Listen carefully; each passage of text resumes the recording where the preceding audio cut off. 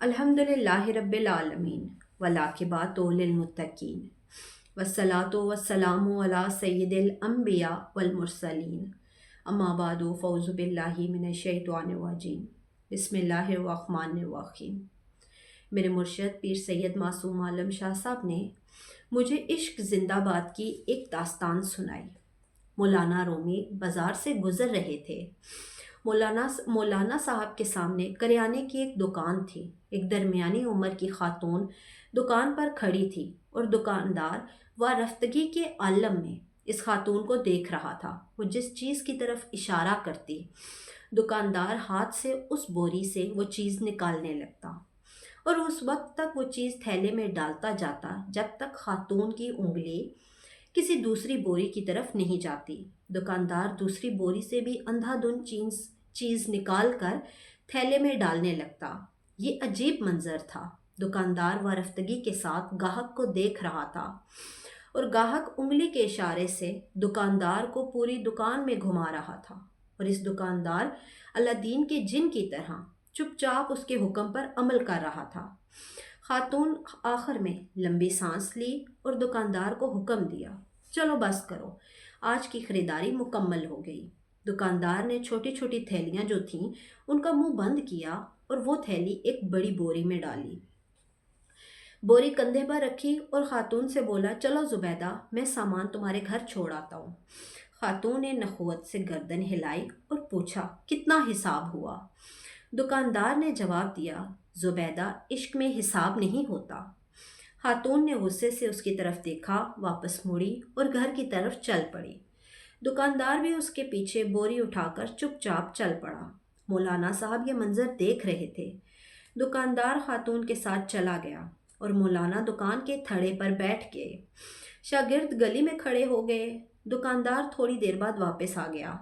मौलाना साहब ने दुकानदार को करीब बुलाया और पूछा, यह खातून कौन थी?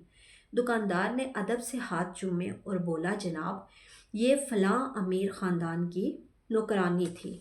मौलाना साहब ने पूछा, तुमने उसे बग़ैर तोले सामान बांध दिया, फिर उससे रकम भी नहीं ली, क्यों?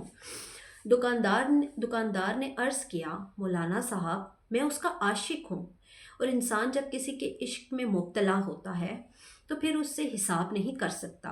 दुकानदार की ये बात सीधी मौलाना साहब के दिल पर लगी और वो चकराए और बेहोश होकर गिर पड़े। शागिर्द दौड़े, मौलाना साहब को उठाया, उनके चेहरे पर अर्के गुलाब छिड़का, उनकी हथेलियाँ और पाँव रगड़े। मौलाना साहब ने बड़ी मुश्किल से आंखें खोली। दुकानदार घबराया हुआ था। वो मौलाना साहब पर झुका और अदब से अर्ज़ किया, जनाब, अगर मुझसे गलती हो गई हो तो माफ़ी चाहता हूँ। मौलाना साहब ने फरमाया, तुम मेरे मोहसिन हो, तुम मेरे मुर्शिद हो, क्योंकि तुमने आज मुझे ज़िंदगी में इश्क का सबसे बड़ा सबक दिया। दुकानदार ने हैरत से पूछा, मौलाना जी, वो कैसे?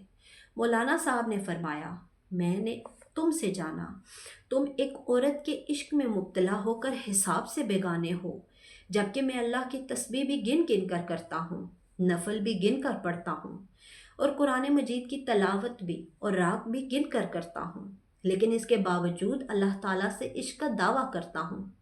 तुम कितने सच्चे और मैं किस कदर झूठा आशिक हूँ। मौलाना साहब वहाँ से उठे, अपनी दरगाह पर वापस पहुँचे और अपने उस्ताद हज़रत शम्स तब्रेज़ के साथ मिलकर इश्क के 40 असूल लिखे। उन असूलों में एक असूल हिसाब अतात भी था।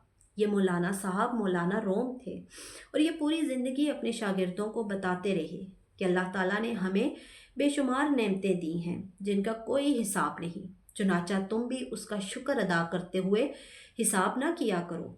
अपनी हर सांस की तार अल्लाह के शुक्र से जोड़ दो। उसका जिक्र करते वक्त कभी हिसाब ना करो, ये भी तुमसे हिसाब नहीं मांगेगा।